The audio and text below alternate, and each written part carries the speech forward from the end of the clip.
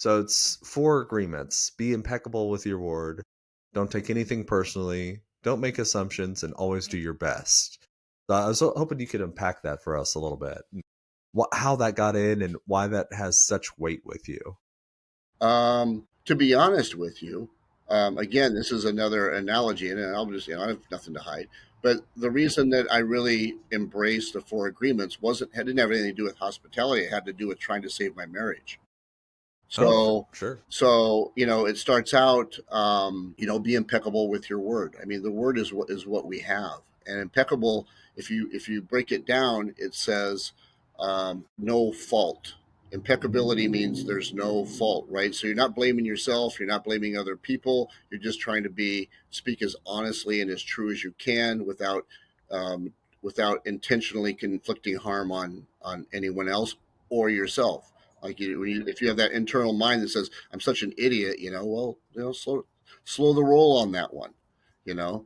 And then taking things personally, and and is no one knows us like we know us, right?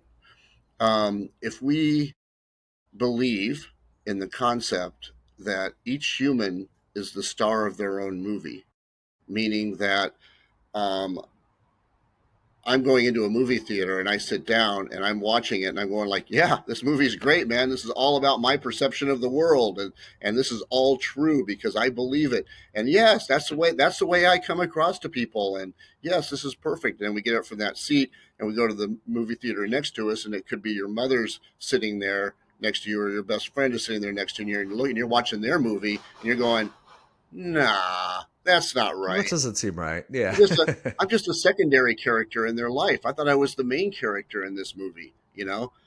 So if you start to realize that everybody is the main character in their own movie, then why would you take anything personally? It has nothing to do with you, right? So, and professionally, we have two safety vests, vests of armor, as it were. One is that nobody knows us, right? So a perfect stranger, even your spouse or whatever, may not know you 100%, right? They don't really know all of your. We don't share everything with it. We have feelings that we keep to ourselves, or experiences that we keep to ourselves, or whatever. So nobody really knows us. And the second one is, if you're working, you're professional. You're not representing yourself. So when someone comes up and says bad things to you, or what you would interpret as bad things to you, because that's up to you, right? Then you're not responding as I'm not responding as Eddie Heintz. I'm responding as the director of hospitality for Camus Vineyards. And how would the director of hospitality at Camus Vineyards respond to this? And so if you take yourself out of it and not take things personally in hospitality, it helps you keep centered and not become reactionary. And then, don't assume. What's the antidote for assumptions? Ask questions. Yeah. Listen, don't just assume because somebody's got a Rolex that they're going to give you a big tip. Because the guy sitting over there with the Timex wristwatch and the sloppy clothes is probably Steven Spielberg. Because that's how he dressed. So Yeah. you never Yeah. you never really know. And the same goes with your assumptions, internal assumptions. Oh, they're looking at me mean. No, they're not looking at you mean. They're thinking something unhappy, and they just happen to be glancing your way. Yeah. So it could be a million other things. So don't believe your own stuff either. Ask questions. Can I help you? um, you know whatever question begs to be asked at that moment, to help clarify the situation. And then just do the best you can every day, because that's all that you can do. You can't People say give 110%.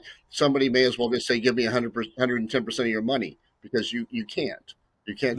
Yeah. It's 100% is impossible. all there is, right? Yeah. So sometimes your best is going to be not so good if you're ill or just in a mood.